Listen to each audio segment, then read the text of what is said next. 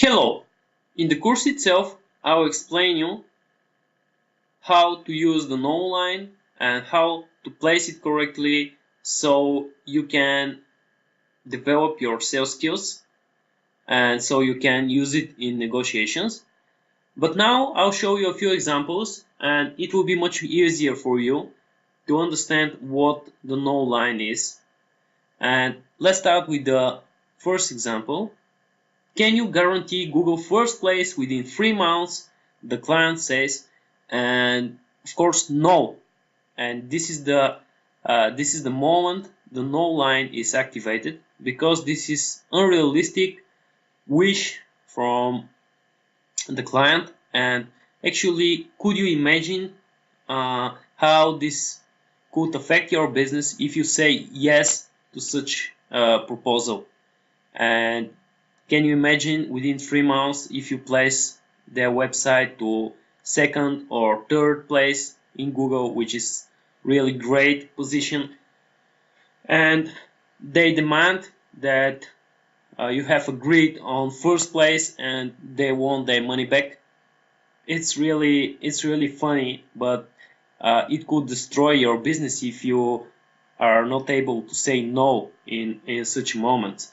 And actually nobody could guarantee first place in Google just because there is factors out of SEO company competency and factors as competitors, as Google itself, etc. So you need to have the no line in your sales arsenal. Let me give you another example. Can you guarantee that I'll double my sales with your SEO service? And again, no, I cannot guarantee you that. And the reason is that the marketing is very complex thing, and the marketing is the pricing, is the product you sell. If you are selling not quality product, and of course no SEO company could double your sales in this case. So it's again the client is trying to um, uh, uh, to make you promise something that is out of your authority, and this is the place where you should have the no line. The next example is, can I take your yearly contract discount for just a month to try the service? And I have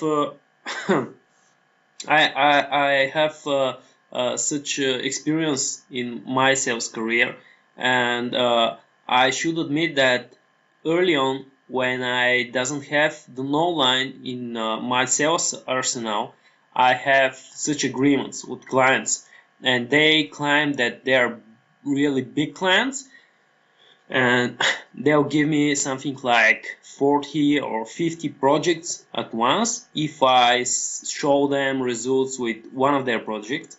And afterwards it seems that they just use the quantity of their business and the volume of their business just to take the best price for their single project.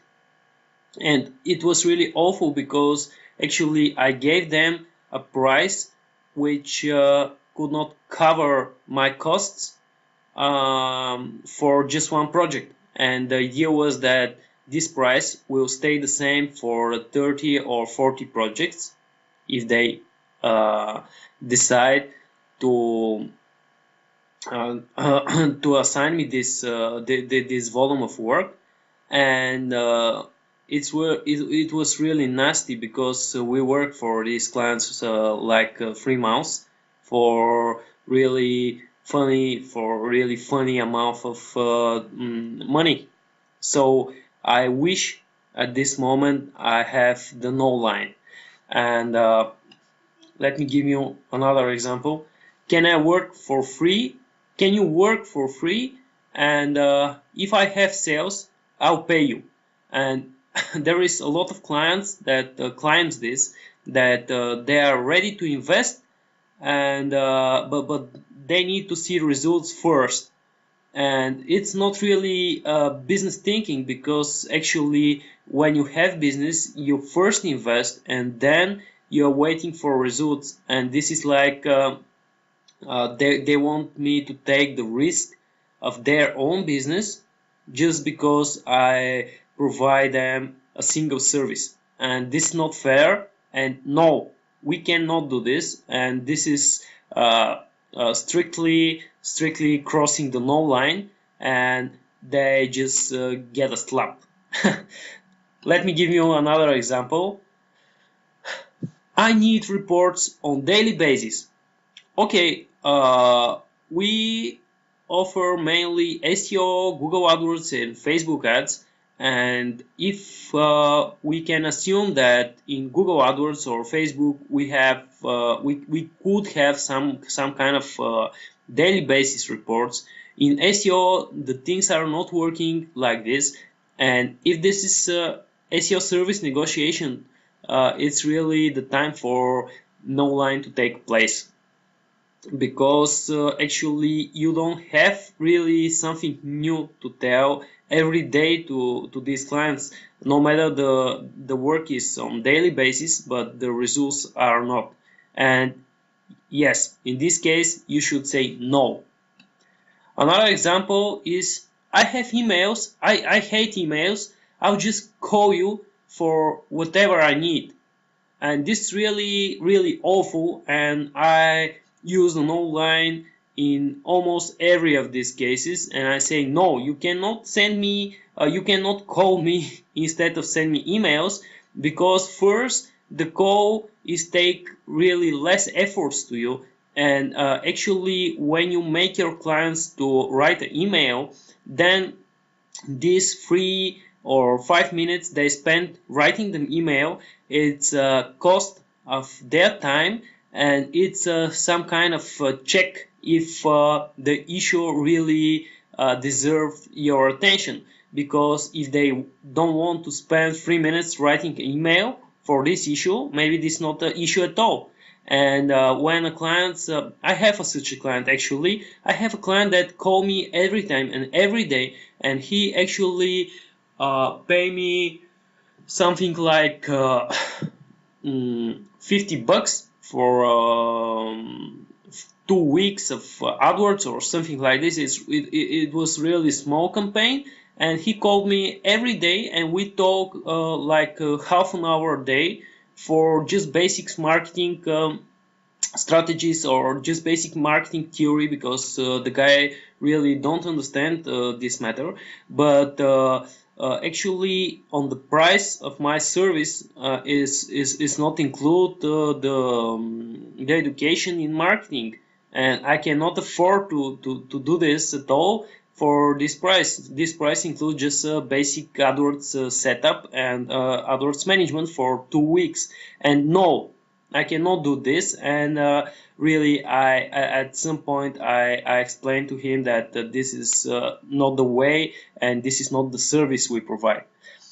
Let me give you a few more examples from a client. The client say, I have a busy nerd friend, and he tells me that SEO company must. And no, of course no. I don't care. I don't care anymore what is the continuation of this sentence, because actually when somebody told you that they have a friend who understands from your services better than you, and somehow he or she referred to these friends just to claim something, and it's really not healthy relation between you and the client, because apparently he does not trust you, and apparently if he has this really genius friend, he just could assign the project to him. Okay, you have this nerd friend and you're free. You don't need my services. No, I don't want you to be my client. Next example is 2 weeks SEO and still no results. We should talk. No, we shouldn't talk, because SEO could not take only 2 weeks. It's really funny, and this is a way of thinking. And actually, I understand the clients in the most of the things in the life. When you are paying, no matter for what, it's really rare cases that some period of time, as a week or 2 weeks or 3 weeks, to aren't enough to gain results. But it's like a university degree. You cannot say, "Oh, I'm in university since 2 months, so why I don't have my degree yet?" Yeah, SEO is such a type of service, and no, you cannot get results for 2 weeks. And we didn't even agree on that when you sign up for the contract, right? The next example is, my chocolate sushi bites doesn't sell because your Google AdWords advertising. Oh, okay. So you decide to sell chocolate sushi and you claim that it's not selling because my Google AdWords advertising. It's really sound funny. No, it's not because my Google AdWords advertising. It's because you're selling a really silly product. And of course, this is a really far-fetched example, but you can see it in many variations. I mean, somebody just have products with low quality, and then came and say, "Oh, you're making advertising, so you will make some kind in a magical way to sell my product, no matter it's absolutely crap." No, I cannot. I am placing your product among the other products from this niche, and if you have other marketing and other competition advantages, then you can sell your product and you can double or triple your sales, but not. It's not because Google AdWords in most of the cases, unless the AdWords campaign is set up by total amateurs. And the last example is, can I do some parts of the work by my own, but to keep you in charge of the results? And this is, it's obviously no, and it's obviously crossed the no line, but it's some kind of straightforward. In the most of the cases, they didn't say it like this, but the meaning is the same. Can they just mess up with your work and then not sharing the results? And no, they can.